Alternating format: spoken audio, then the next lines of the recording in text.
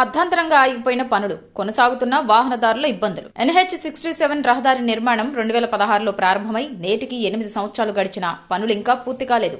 కర్ణాటక నుండి కృష్ణపట్నం వరకు 778 కిలోమీటర్ల దూరంలో ఉన్న ఈ రహదారి అనంతపురం జిల్లాలో 57 కిలోమీటర్ల మేర కొనసాగుతోంది.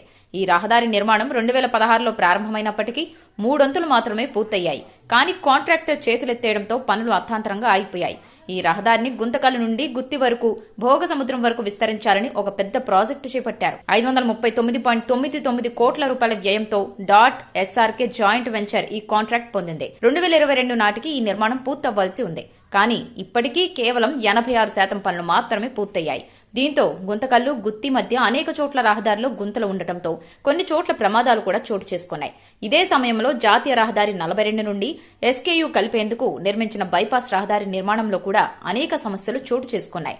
2018 నుంచి రైల్వే గేటు వద్ద బ్రిడ్జి నిర్మాణం జరుగుతున్నా 2022 నాటికి పనులు పూర్తవ్వాల్సి ఉండగా కాంట్రాక్టర్ పనులను ఆపేశాడు. దీంతో వాహనదారులు తీవ్ర ఇబ్బందులు పడుతున్నారు. ఈ పనులు వేగంగా పూర్తి చేయాలని ప్రజలు ప్రభుత్వాన్ని కోరుతున్నారు.